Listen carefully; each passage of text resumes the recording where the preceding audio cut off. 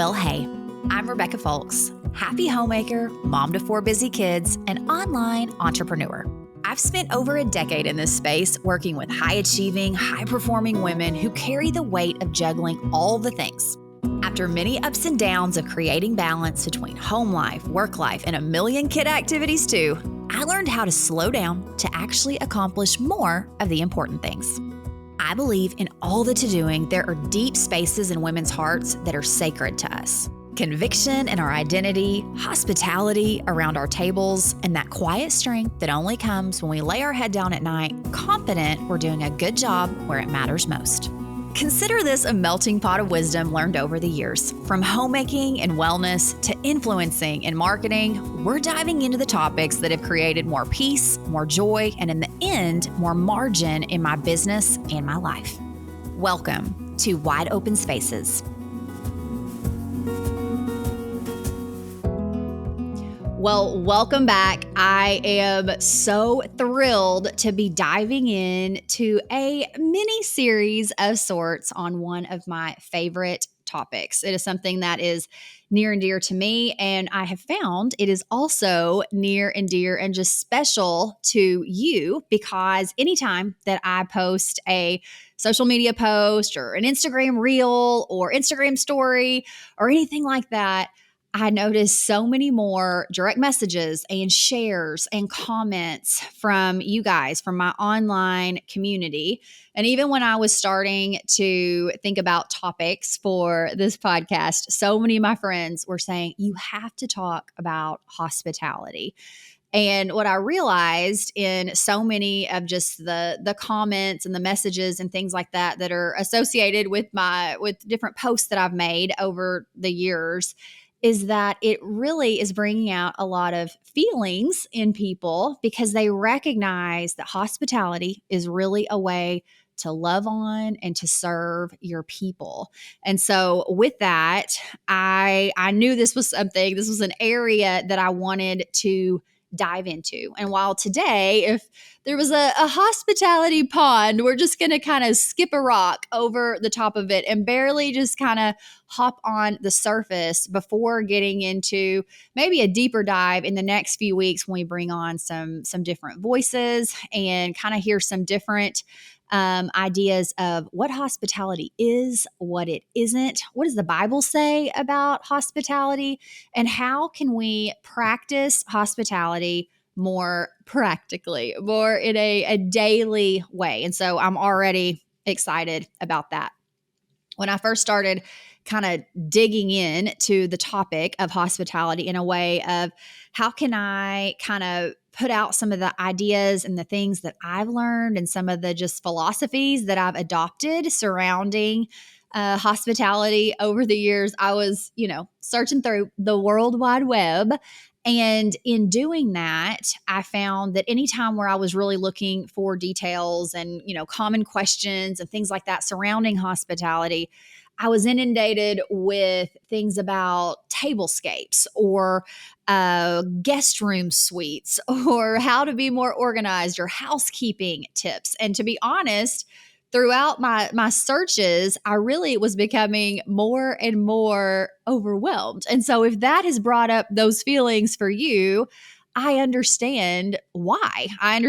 Because that just sounds like more things to do, more things to put on your plate, more weight to add to your shoulders. And that is the opposite of what I want to do. I really just want to kind of give you a different way to maybe think about hospitality, different kind of a mindset or a lifestyle that surrounds and is open to hospitality in ways that we can do that better. So I hope that this is just helpful for you in that way, because when I think about hospitality, one of the things that comes up the most would be with hosting and having people in your home. And what I found is there's a lot of kind of ideas surrounding that maybe hospitality is just something that you've done from time to time, that maybe you have a certain area of your cabinets where you pull down all the little hospitality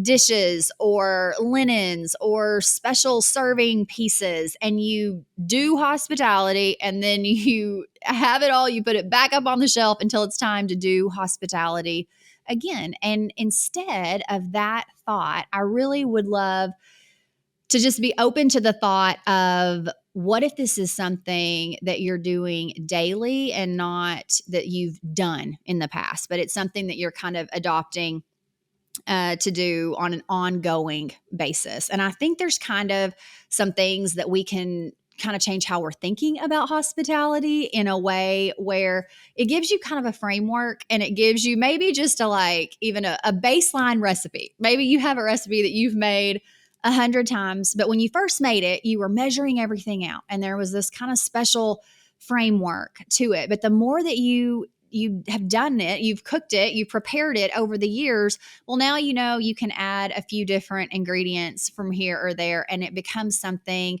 that looks like your favorite recipe, your secret recipe, even if it started as the, Nestle Toll House chocolate chip on the back of the bag cookie recipe in the beginning. Now you've made it so many times that it's your special secret recipe. And I'm thinking about that in hospitality too, that in the beginning, it might feel a little bit awkward or new, just because it's new probably.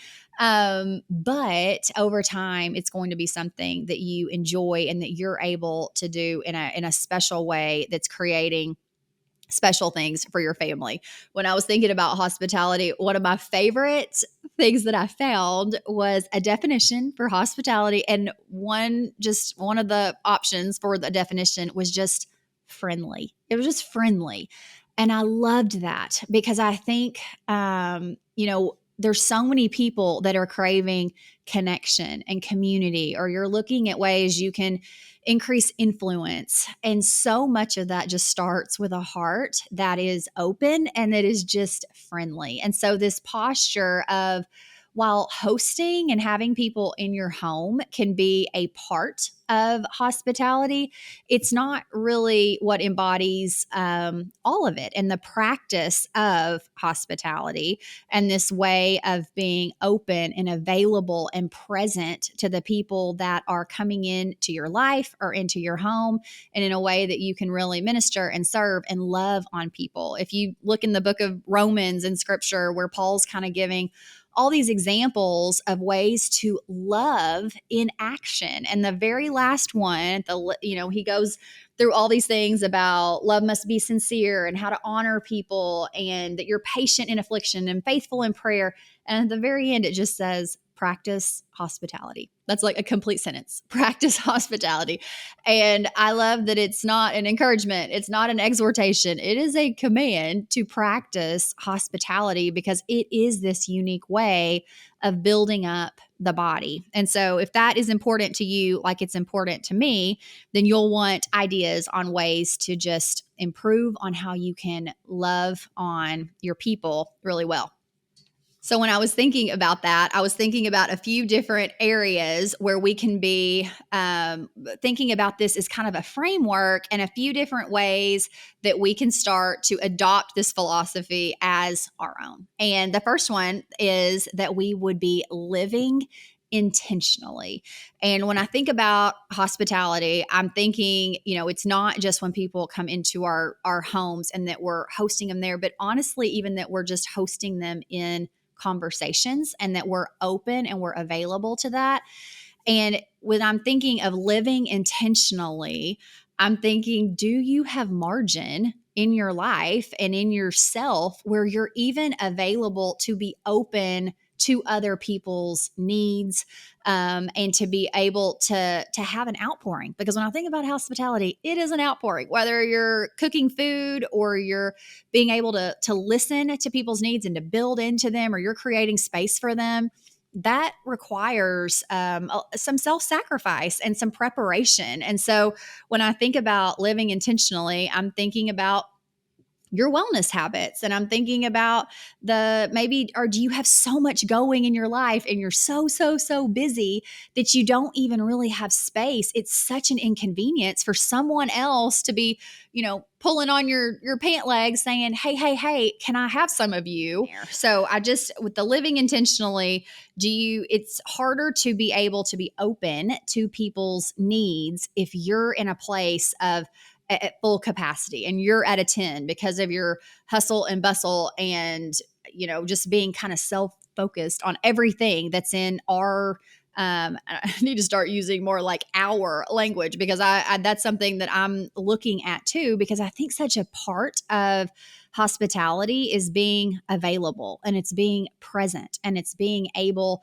to host other people in their, in our homes, in our space. So the second one would be preparing a place. And so what I'm thinking about, that there's a place in our hearts and in our own just kind of capacity, is there this place where we can have room, we're open for an outpouring. And the second one would be when we're thinking, because sometimes it's just helpful to know when people come over, where are we going to sit? What are we going to do? And so some of that would kind of require, is there kind of some order in my home where there's a place to sit? I'll be honest. Most of the time when people are coming into my house, we're sitting at the kitchen bar and we're drinking coffee, or I'm pulling out kind of half-eaten things of hummus and putting some veggies together or things like that.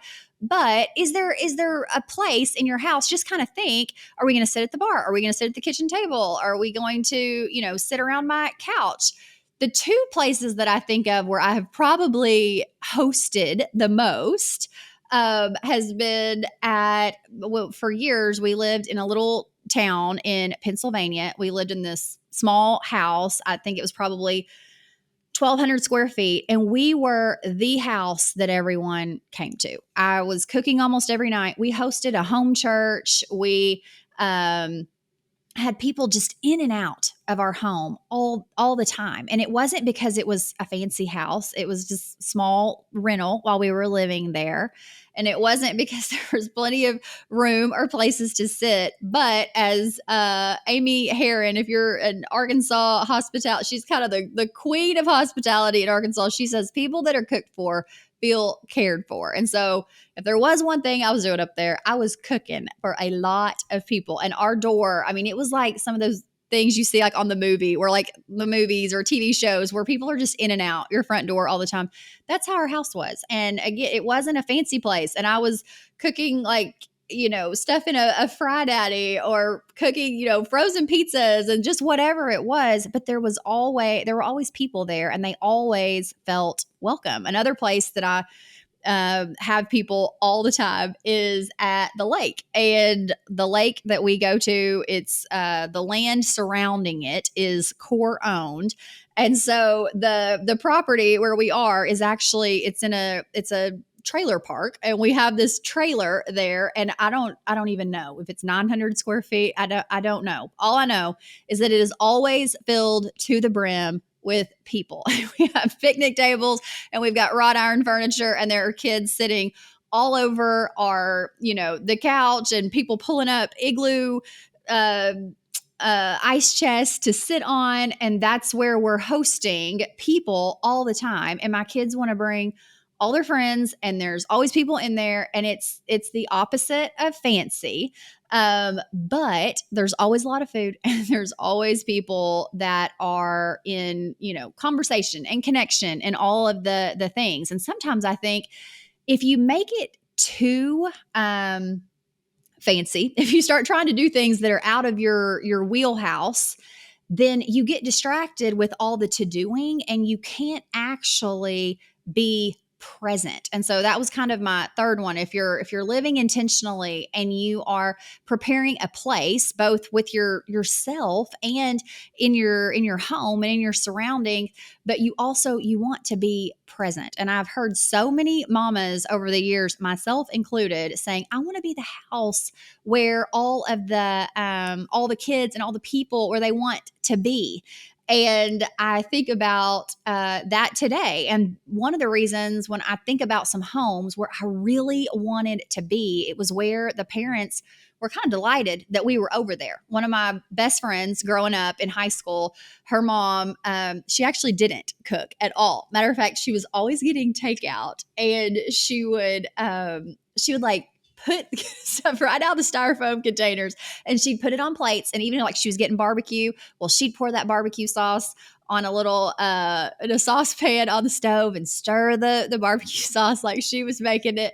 But she had this couch in her kitchen, and I cannot tell you how many hours we sat, my friend and I, at this couch in their kitchen, and her mom making us slice and bake cookies, or moving things out of to-go boxes onto plates. And she knew everything about us. She knew all of the things that were going on at school, anything that was going on in my family, because she was asking questions, and she was so interested in what was going on with us. And I wanted to be over there. I was over there all the time because I felt, cared for. I felt invested in. She was so present and available.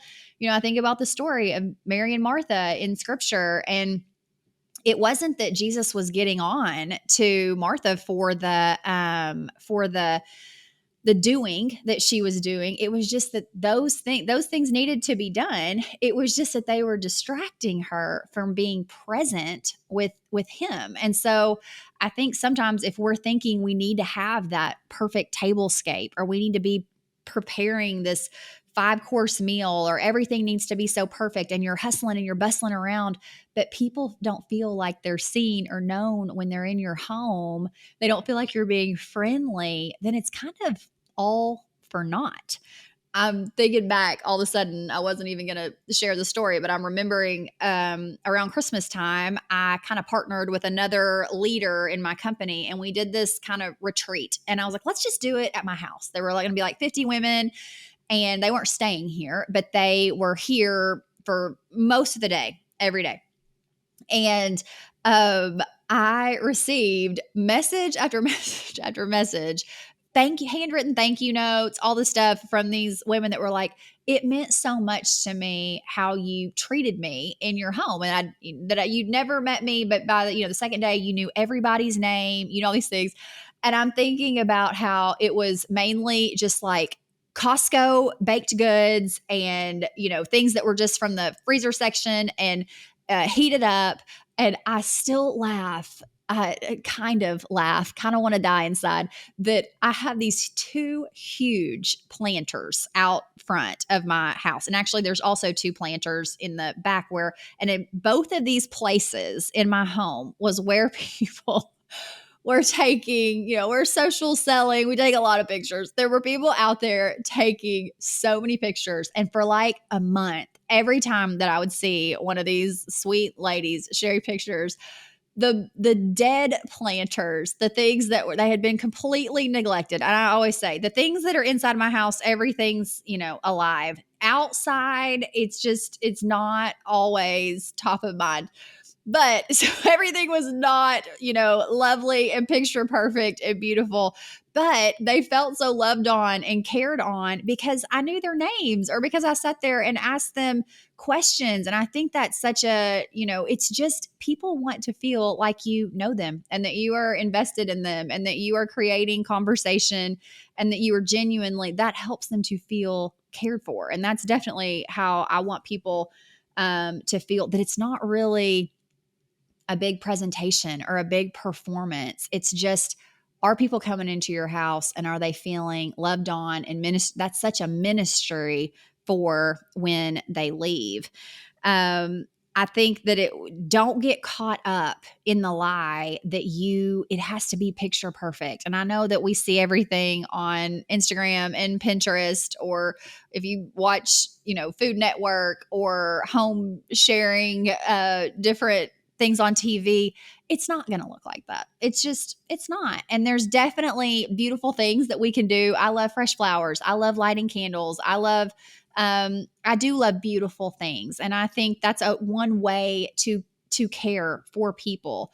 But I'm telling you, the most like precious conversations usually for me are when my friends call and they're going through something and someone pops over and they're sitting at my kitchen bar while I'm unloading my dishwasher, and there's chicken nuggets on the floor next to my kiddo's high chair, and there's dishes probably in the sink, and there's the perpetual pile of laundry on my sofa, because you're inviting people into your life. And there's definitely plenty of messy places in my life and in my house, and that's just how it is. And so, do I love entertaining and do I love being able to create beautiful spaces? I do. And I think that whenever you kind of begin to master, if there's a way to master being present and having a place and living with margin in your life where there is a place for people to be, I think you can start to,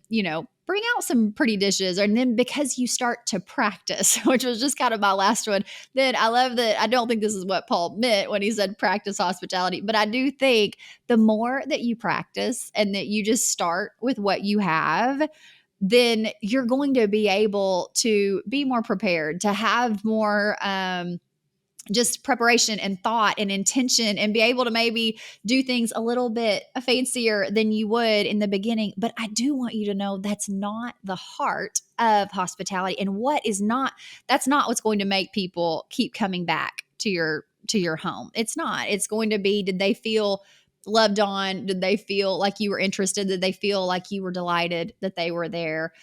Or just even that you're seeing them and noticing them and asking them questions. That's really the heart. But start with what you have. Most of the time all my family's coming over for dinner this week, and I guarantee you we will be eating on paper plates. It will be total potluck style. Everyone will bring something. We'll have kids eating outside. We'll have kids eating, around the kitchen table. We'll be piled in all the different places. And it's not about the fancy. It's about, is there a place where people want to gather and where they are feeling loved on?